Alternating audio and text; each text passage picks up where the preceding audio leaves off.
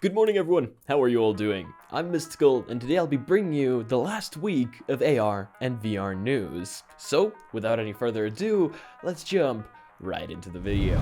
First piece of news that we have today is going to be bad news for many, as a lot of people were hoping that the Quest 3 would get some sort of discount, whether it was for Black Friday or for Christmas. However, it does seem like the Quest 3 isn't going to be getting one of those. The Quest 2 is currently on a discount until the end of the year, so in case you're looking for a headset, you might want to take a look at that. But the Quest 3 price apparently won't be getting cut or discounted anytime soon, according to Meta's CTO. In an Instagram AMA, which stands for Ask Me Anything, Andrew Bosworth was asked whether there would be a sale for the Quest 3 on Black Friday. He responded, "The plan is to stay the course when it comes to the Quest 3. We did everything we could to get this device out at the price that it is. That's the honest truth. So the price that it's at is the price it's going to be at going forward for the foreseeable future." So in case you guys were one of those people hoping that the Quest 3 would be discounted, it doesn't seem like that is going to happen. We are hoping on getting some more discounts on games for the coming Christmas season though, so we can be looking forward to that. The next one is a story we're all too familiar with. This is Meta once again recalling one of their products because of customer satisfaction. And this one is once again regarding the Elite Headstrap. It for whatever reason seems like they just can't get this one product down. For those of you that remember, on the Quest 2 it was the Headstrap snapping, and it does look like Thrill actually had a problem with his current Quest 3 Headstrap snapping, but in a different place.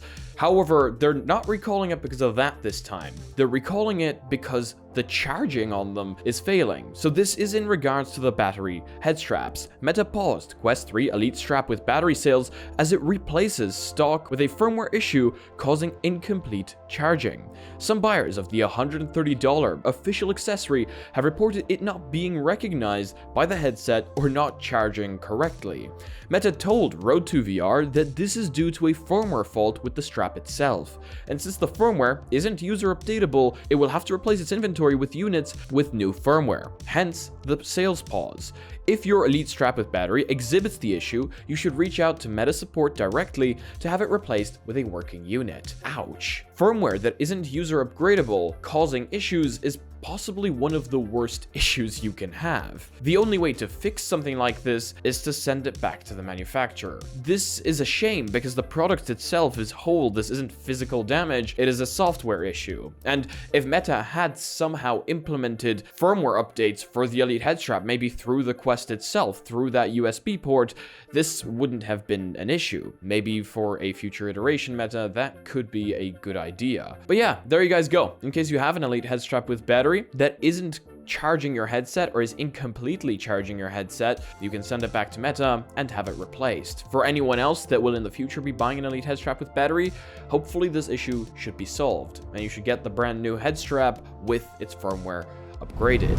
The Varjo XR4 is a new device announced by Varjo that will apparently promise mixed reality practically indistinguishable from natural sight. Now that's a pretty bold claim. Varjo has just announced the XR4 series, its latest range of ultra high-end PC-based headsets for enterprise and governments. Varjo's XR3 is now almost 3 years old, and the new XR4 series brings significant improvements to the displays, optics, pass-through, and more, while reducing the base price by thousands of dollars. The new Varjo XR4 instead uses a single 4K LCD panel per eye. Because Varjo's aspheric lenses have very high variable magnification, much greater in the periphery than the center, 4K is enough to achieve 51 pixels per degree in the center, close to the 60 ppd generally accepted as the threshold for retinal resolution. These dual 3840 by 3744 panels have a refresh rate of 90 Hz, mini LED backlighting for 10,000 to 1 contrast local dimming to 100 nits of brightness and a 96% DCI P3 color gamut. The Varjo XR4 also has larger lenses with a significantly taller vertical field of view, 105 degrees compared to the just 78 degrees of the XR3. The horizontal field of view has been improved too, from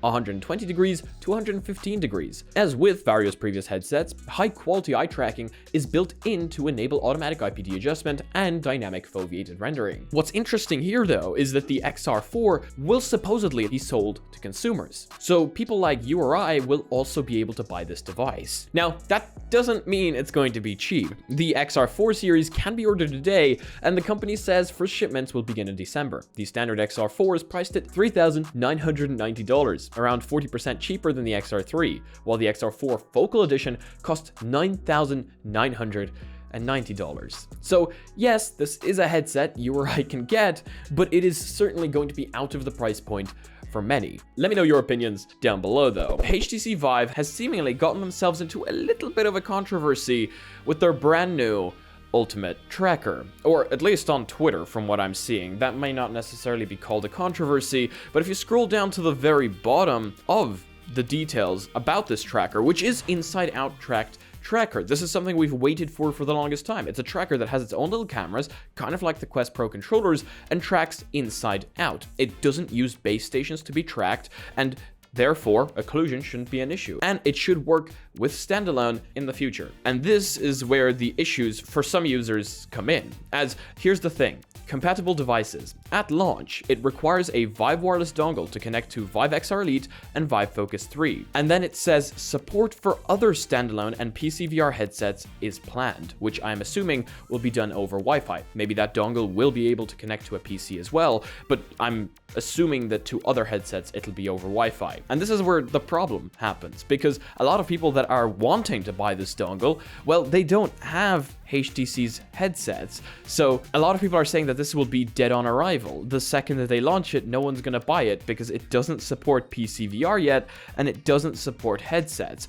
However, Eric for President has pointed out that there is a message stating that in the coming weeks, there will be a beta of the software allowing it to work with PC. So hopefully in the next couple of weeks, that will be fixed. However, from what I'm seeing here, I am straight up assuming that a lot less people are going to buy this tracker until it can actually support those other devices. But let me know your opinions down below, and let's move on to the next piece of news. Now, for the rest of us that can't afford the Varjo XR4 are the Samsung glasses. Glasses that I am very, very excited for because I want to see Samsung innovate here. I'm genuinely interested to see whether they create something different or they're just going to go off of what everyone else is using. Samsung, Qualcomm, and Google are all partnering up on creating these glasses, and a new trademark was filed in the UK called Samsung Glasses. The trademark appears on the Intellectual Property Office section of the official UK government website. It was filed by Samsung Electronics on August 21st and officially approved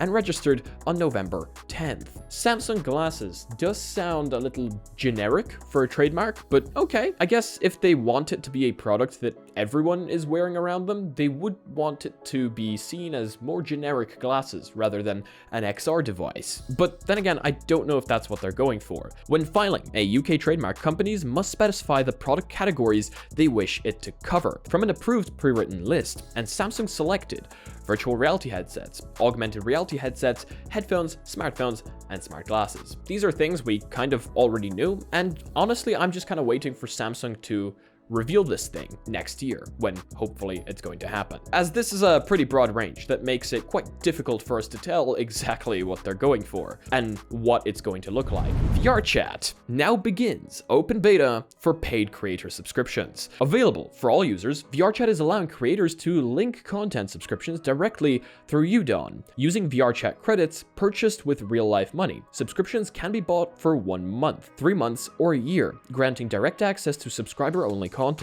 This includes VIP rooms, special items, or priority/exclusive access to events. Though buying options are available for everyone, setting subscriptions is currently limited to approved creators. That won't change when the open beta ends in 2 weeks. Though VRChat confirmed more creators will be gradually admitted. We're taking it step by step to ensure everything runs smoothly, but soon everyone can join in as a seller, states the team. Regarding the revenue split, the developer revealed that 50% will go towards the creators. 30% will cover the charge imposed by individual platforms, such as Meta and Steam, which leaves the remaining 20% for VRChat and its partners. However, the blog post does advise that those numbers are approximate. This is interesting. I'm a creator, so this should technically interest me, but I guess I haven't never really been into selling stuff, even though maybe I should. I don't know. This is definitely an interesting way for creators, and I don't just mean YouTube creators, I mean creators in general, to get monetized on VRChat, and being able to sell things that people are genuinely going to enjoy, as long as they are actually high quality, is a nice way for a creator to make money. So I'm hoping that this does help people expand in VRChat. And finally, a new edition of FNAF Help Wanted is now available on the PlayStation VR 2. Dreadbear DLC is included. A new version of Five Nights at Freddy's Help Wanted is now available on the PlayStation 5 with optional PlayStation VR 2 support. Five Nights at Freddy's Help Wanted Full-Time Edition brings the original PS4 release over to current generation consoles for $29.99, or just $9.99 if you already owned the game for PS4. That's a nice way to do things. The new Full-Time Edition includes the previously released Curse of the Dreadbear DLC with the base game, and the DLC both playable in flat screen or in VR with the PSVR 2. The news comes just after Steelwool Studios announced release date for the game's sequel, Five Nights at Freddy's Help Wanted 2, which will drop on December 14th. The sequel will take advantage of the new PSVR 2 features, such as eye tracking and headset rumble. Steelwool Studios haven't yet given any indication what visual upgrades or changes come with the full-time edition of the original game, but Upload VR have reached out and will update the post if they get a response, so do make sure to check out the post down below in case you're interested in updates. I know for a fact that I'm actually interested in Five Nights at Freddy's Help Wanted 2, as the first one is a game I very much enjoyed, or more like enjoyed watching my friends play and scream while I just sat back, relaxed, and watched them play it. You know what? It's a good trade. They get to play VR, and I get to watch them scream, okay? This is it. Do not question me. And with that, we are going to end today's video. Thank you all so much for watching. I hope you guys got up to date. I hope you learned something new. And if you did, please do smack that like button down below. It costs you nothing and helps the channel out a lot. If you guys disliked it, this button does work too, but let me know why down below. If you guys are not yet part of our community, check out our Discord and our Reddit down below, where I want to see you posting your spice memes. And thank you so much to all the Patreons supporting this channel. You guys are amazing. Seriously, much love. And thank you to anyone else supporting the channel in any way, shape, or form. As usual, if you guys want to be notified of content coming up on the channel, make sure to smack that subscribe button with before I ding my bell and see you in the next video. I have to go drive in snow for the first time in my life. I need to go charge the car because I don't have a charger at home. I'm terrified.